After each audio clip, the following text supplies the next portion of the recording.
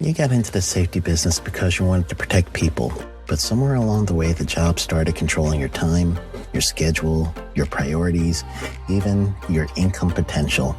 What if the expertise you've built over the years in the field can give you something more? More freedom, more control, more ownership of your future. I'm Sheldon Primus, the author of 7 Steps to Starting a Profitable Safety Consulting Business and the host of the Safety Consultant Podcast, with more than 350 episodes helping safety professionals become consultants and grow their career. Consulting changed my life. In fact, I'm a full-time RVer, and one consulting contract paid for my home I live in today. Now, I help safety professionals build their own consulting practice through bi-weekly coaching calls, accountability, and personal guidance. But this program isn't for everyone. Start with the Consultant Readiness Audit at sheldon.coach. What if everything we thought we knew about safety was just interference? From the host of the Rated R Safety Show and the founder of Safety FM comes the complete Signal Transmission Trilogy, now available in one powerful edition. Safety, in my opinion, the book that started the conversation. Safety Mutation, where the boundaries of culture, systems, and belief begin to break. And now, Safety Transmission, the final piece of the signal. For the first time, all 3 books are together in one volume. The Signal Transmission Trilogy, Complete Edition. This isn't just about compliance. It's about consciousness. It's about decoding the way we think, lead, and live, inside and outside the system. Whether you've been following the signal since the beginning or you're just now tuning in, this is the version to own.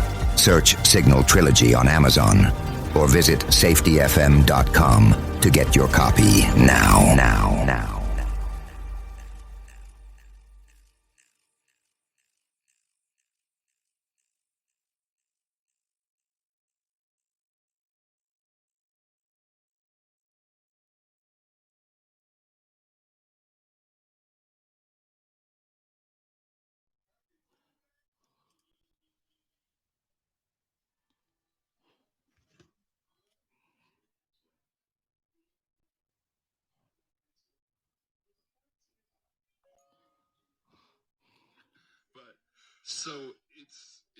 Hi, this is Jim from Safety Wars. Before we start the program, I want to make sure everyone understands that we often talk about OSHA and EPA citations, along with some other regulatory actions from other agencies, legal cases, and criminal activity. Everyone is innocent until proven guilty in a court of law. Proposed fines are exactly that, and they are often litigated, reduced, or vacated. We use available public records, news accounts, and press releases. We cannot warranty or guarantee the details of any of the stories we share, since we are not directly involved with these stories, at least not most of the time.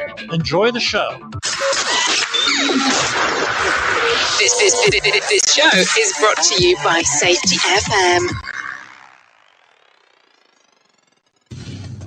And from the border of liberty and prosperity and the highway to the north, this is Safety Wars for Tuesday, July 18th, 2023. We have some podcasts and everything else that are going to be dropping this week, probably on Friday, and some exciting things. One of our interviews had to get delayed because of the writers' strike and the SAG strike over in Hollywood. We had some people in that union that are not to discuss a lot of their stuff. Now, I don't know if you've seen the press releases. Anyway, what's going on out there? It's summertime. We got a lot of stuff going on. And there's a lot of, and we're not going to be able to make it here live every day. We're going to still try to do our 3 to 5 programs per week. And I can't believe we're up to like 253 episodes on Safety Wars. Some of them live, some of them not. I appreciate all the support and all the feedback that we're getting here. Even the negative feedback. I've gotten some of that this week. So, that's what's going on here. I'm trying to get all this stuff up here. I mean, we're I tell you what. So some of the news sites I would go to. I mean, I'll be honest with you. They get they get taken down. They get blocked. They're under cyber attack. It's very disconcerting. So that's what's going on.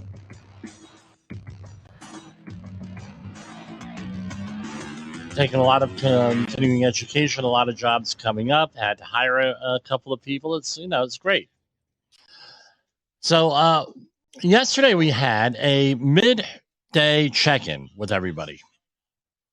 I ended up, big news came out of OSHA. OSHA feels that it's not really going to impact business. And on paper, yeah, I guess it's not going to impact business. However, will it impact business? Yeah, it will. Because we're adding another step to this here. So, as everyone knows, you have to post and submit OSHA 300 data, right? Once a year, injury, right? 300, right? It's called the 300 log of work-related injuries and illnesses. So establishments, it's a requirement. You got to have that. OSHA comes to your facility. You better have that on hand. If you meet the reporting requirements, you better make sure that it's reported and submitted to OSHA and the correct time and all that. You can go and look that all up and everything. We're probably going to go into a little bit tonight. Well, now, starting January 1st, 2024, if you're have 100 employees, I'll just read the thing, the press release here. Department of Labor announces rule expanding submission requirements for injury illness data provided by employers in high hazard industries. By the way, let me point this out, and I'll put this in some of the on some of the social media and some of our other stuff. We tend, because we go over these press releases first, we tend to be the only one. We're like ahead of other people, and I've heard from some organizations that they're trying to beat us to the punch on this, which I guess is good. I guess that gives us some legitimacy here with things, which is good, right? So when there's a safety issue that comes out, because we read the press releases here on air, we're able to go and ahead of everybody by a day, 2 days, maybe 2 weeks on a lot of this stuff. And most of this stuff doesn't even end up in the alphabet soup of networks out there. And as I point out, majority of people in this country work. And the majority of those people are not in government, so they're covered by OSHA. They're regulated by OSHA. So if something is impacting the work area in your workspace where you make your moolah and everything else, why wouldn't that be one of the things that is being reported? I mean, other than DMV, OSHA pretty much hits everybody up. And even if you are part of government, OSHA is a consultation and things of that nature. They have programs for government employees here. All different types of stuff on all different levels. So why wouldn't you this be one of your things if this is what impacts your life? I don't know. It's one of those, just question out there. You don't have to send a million questions in on email. So Department of Labor announces rule expanding submission requirements for injury illness data provided by employers in high hazard industries. We announced this yesterday afternoon. The U.S. Department of Labor today announced a final rule that will require certain employers in designated high-hazard industries to electronically submit injury and illness information that they are already required to keep to the Department's Occupational Safety and Health Administration. The rule takes effect on January 1st, 2024, and now includes the following submission requirements. Establishments with 100 or more employees in certain high-hazard industries must electronically submit information from their Form 300 log of work-related injuries and illnesses and Form 301 Injury and Illnesses Incident Report to OSHA once per year. These submissions are in addition to the submission of Form 300A Summary which is what we've always had to do. Form 300A, summary of work-related injuries and illnesses. To improve data quality, establishments are required to include their legal company name when making electronic submissions to OSHA from their injury and illness records. OSHA will publish some of the data collected on its website to allow employers, employees, and potential employees, employee representatives, current and potential customers, researchers, and the general public to use information about a company's workplace safety and health record to make informed decisions. OSHA believes that providing public access to the data will ultimately reduce occupational illnesses and injuries. Now, this has been part of a long-term thing where OSHA knows that it takes up to 19 years to issue new regulations, and they're very slow at responding to things. All right, very, very exceedingly slow to bringing in all these new things. So what they're doing is the shame and blame game. During the Obama administration, we're not talking politics here. I'm just stating fact. This is just fact. They said this whole shame and blame thing where they are releasing OSHA citations, proposed citations, and legal actions again that they have with certain employers. Dollar General comes to mind. Some of the other large employers, large disasters, even some of the smaller ones here, especially in the Metro New York area. It seems they are very active in Texas and some of the other states where they're releasing this data to shame the employer into doing things. So often when I do the OSHA outreach training, we go into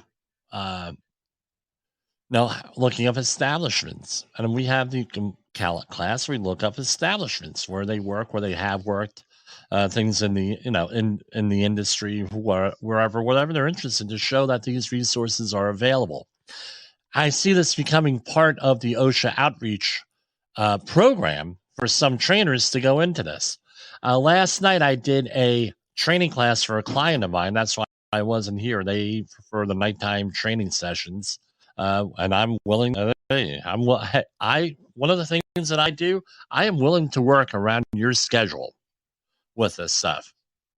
I've given classes at 3 a.m. in the morning. Before the work crew goes out, we do a safety training class. I've done classes at, yesterday, 3 o'clock in the afternoon. They start the class and it doesn't end until 9 o'clock at night, 10 o'clock at night. That happens. I'm there for you. But 845-269-25772 or jim@safetywars.com. But now this is another tool with this where people are, hey, you're interested in working for a large company? Hey, let's look up what some of the accents they have. Another way of shaming. There was another thing with the Obama administration, which seems a lifetime away, where they tried to change the salary requirements, or if you're making under a certain threshold, now you were able to you had to be paid by the hour. Salary was not allowed. Very controversial, but believe it or not, and I know some of my listeners will be shocked, I happen to agree with Obama. If you're dealing in the safety industry, but that got shot down in the courts on that, right? The other thing is that they tried to do was I don't know if it was on the federal level or a lot of the states, they made it legal. It used to be illegal for a company to say we're not going to share the salary and salary requirements, and made it confidential, whatever you got paid. Well, that's we've been away from that legally, where a company can't necessarily do that anymore. And in New York City, if you're posting a job opening, you have to disclose under certain circumstances what the job actually pays. The range that which it pays, because what happens, you're looking for a job, and again, safety industry is famous for this. You're looking for a job, you go try to get the job, and you go there, and guess what? No, the job is scoped out. You're thinking one amount, you go in there, and it's about 2/3 of what the job should pay, and that wasted everyone's time and everything. And this has had some issues where things have gone up. So let's talk about this. We're going to go to commercial break, and we're going to talk about this new rule, and we're going to break out the on the OSHA website the instructions for work-related injuries and illnesses. So we're going to break out the instruction manual. I'm going to do a share screen on here. It did not work out so good last time, so we ended up having to do some stuff we didn't necessarily want to do, like delay release of a episode. So let's go to commercial break, and we'll be right back. You are listening to Safety Wars. Turn safety today.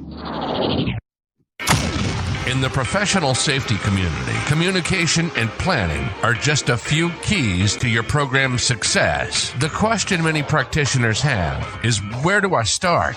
Dr. Jay Allen, the creator of the Safety FM platform and host of the Rated R Safety Show, has built a global foundation to help you along the way. Go to safetyfm.com and listen to some of the industry's best and most involved professionals, including Blaine Hoffman with the Safety Pro, Sam Goodman with the Hop Nerd, Sheldon Primus with the Safety Consultant, Jim Pozell with Safety Wars, Emily Elrod with Unapologetically Bold, and many others.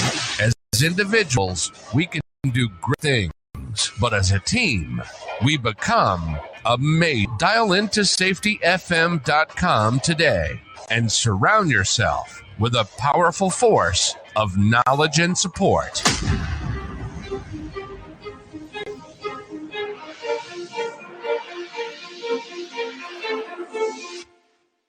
OSHA recordables, catastrophic losses, environmental disasters. You want answers? So do I. This is Jim Posel with Safety Wars. That's my daddy. That is right. I am your father.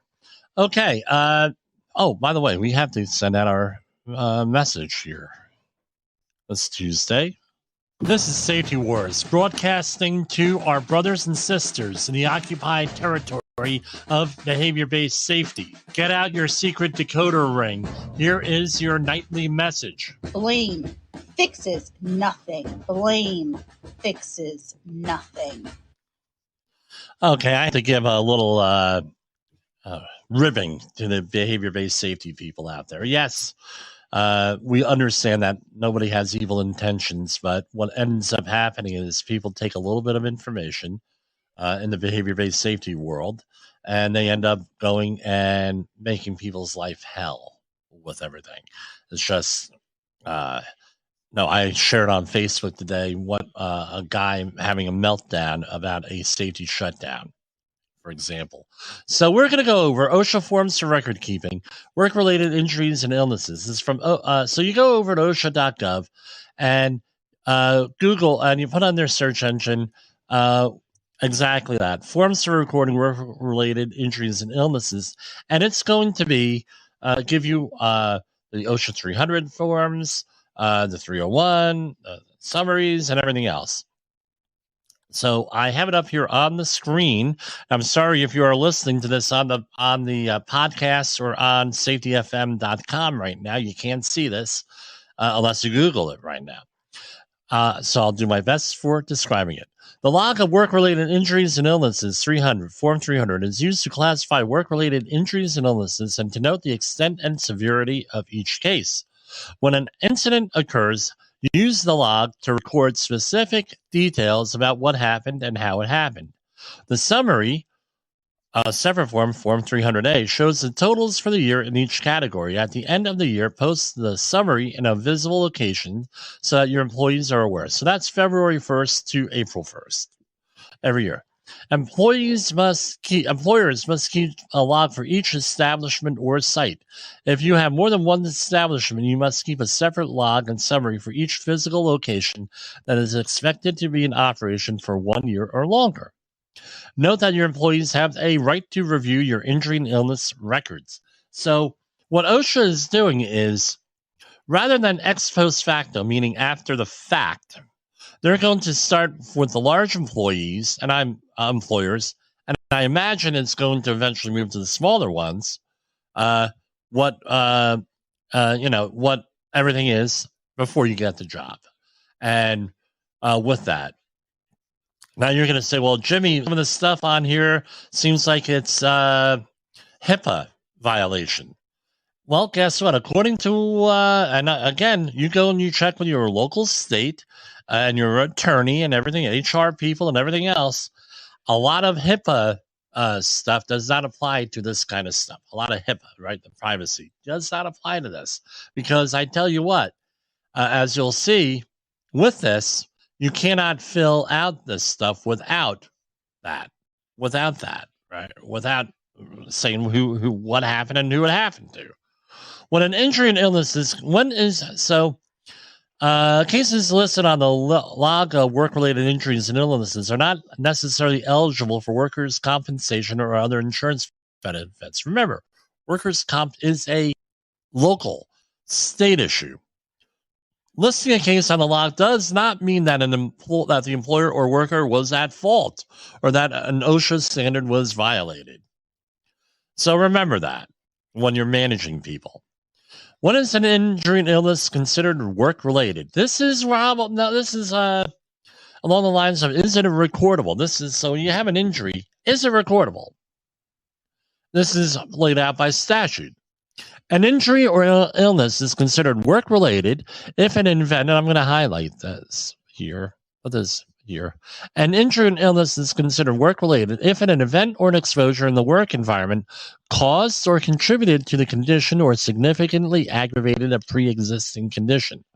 Work-relatedness is presumed for injuries and illnesses resulting from events or exposures occurring in the workplace unless an exception specifically applies. And there's a list of exceptions. The work environment includes the establishment and other work locations where one or more employees are working or are present as a condition of their employment. So, again, I've heard of cases where the IRS has gotten involved because people get hurt and then all of a sudden, they're not a real employee. We covered a couple of those cases over the past couple of months with OSHA press releases. Which work-related injuries and illnesses should you record? Record those work-related injuries and illnesses that result in death, loss of consciousness, days away from work, restricted work activity or job transfer, or medical treatment beyond first aid. You must also record work-related injuries and illnesses that are significant or meet any of the additional criteria listed below. You must record any significant related injury or illness that is diagnosed by a physician or other licensed healthcare professional. So this is basically this is where a lot of people screw up on here, is specifically in this one. You're going to say, well, how can you screw that one up, Jim? Well, a lot of doctors go out there and state that they are occupational physicians. And they do things that could bump you up into a medical treatment beyond first aid. What are some of the ways that they could do that? Number one is they give you prescription strength things that are actually over the counter and that they could get away with giving you the over the counter strengths. I've had some company do that already, where someone had a minor knee injury that, it was like a boo-boo. It was like, Dr. McStuffins with a big book of boo-boos there. No, it was just really minor. And he went out and gave the person prescription painkillers and prescription strength ibuprofen. I believe it was ibuprofen. It might have been another one. But anyway, gave him prescription strength. And I called up. I said, what the hell is this? And the guy says, well, you're not the doctor. I am. Now we had to get another doctor to say, look, this was a superficial injury here. Why are we doing this? And now you have people fighting against each other, and doctors don't like to do that, and things of that nature. And it still ended up being an OSHA recordable, but we had an explanation in there on that. And he also gave him 3 days off for a superficial injury. That's why you go to medical professionals that are qualified in occupational safety and health that have actually done this. So what I ended up doing was I put together a whole training program for my clients on this. On specifically that, I sent him a copy. Right. Word on the street is he didn't like me. What are you going to do? He called, you must record any significant work-related, right, we mentioned that. You must record any work-related case of cancer, chronic irreversible disease, a fractured or cracked bone, or a punctured eardrum. You must record the following conditions when they are work-related. Needle stick injuries. Medically removed under the requirements of OSHA standards. So if you have a medical removal for under 1920-62 or 1910.1025 standard, you have to have that. Tuberculosis infection as evidenced by a positive skin test or a diagnosis by a physician or other licensed healthcare professional after exposure to known case of active tuberculosis. An employee's hearing test reveals that the employee has experienced a standard threshold shift in hearing in one or both ears, and the employee's total hearing level is 25 decibels or more above the audiometric 0. Again, I'm not a hearing guy, right? So I'm not a noise guy. So do I do it? Yeah, but gets a little bit in there. You need to get for a really qualified person with noise surveys with that one. What is a medical treatment? Medical treatment includes managing and caring for a patient for the purpose of combating disease or disorder. The following are not considered medical treatments and are not recordable. Visits to a doctor or a healthcare professional solely for observation and counseling. All right. Using finger guards, using massages. All right, well, hold on. Using finger guards, using massages, drink fluids to relieve heat stress. That's important now, especially in the summer. I went into this yesterday at another safety training session for heat stress. You drinking fluids and going out and... You got into the safety business because you wanted to protect people, but somewhere along the way, the job started controlling your time, your schedule, your priorities, even your income potential. What if the expertise you've built over the years in the field can give you something more? More freedom, more control, more ownership of your future. I'm Sheldon Primus, the author of 7 Steps to Starting a Profitable Safety Consulting Business and the host of the Safety Consultant Podcast, with more than 350 episodes helping safety professionals become consultants and grow their career. Consulting changed my life. In fact, I'm a full-time RVer, and one consulting contract paid for my home I live in today. Now, I help safety professionals build their own consulting practice through bi-weekly coaching calls, accountability, and personal guidance. But this program isn't for everyone. Start with the Consultant Readiness Audit at sheldon.coach. What if everything we thought we knew about safety was just interference? From the host of the Rated R Safety Show and the founder of Safety FM comes the complete signal transmission trilogy, now available in one powerful edition. Safety, in my opinion, the book that started the conversation. Safety Mutation, where the boundaries of culture, systems, and belief begin to break.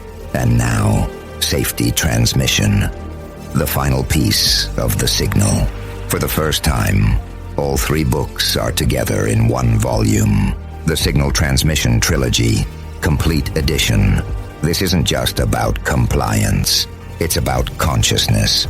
It's about decoding the way we think, lead, and live, inside and outside the system. Whether you've been following the signal since the beginning or you're just now tuning in, this is the version to own. Search Signal Trilogy on Amazon or visit safetyfm.com to get your copy now.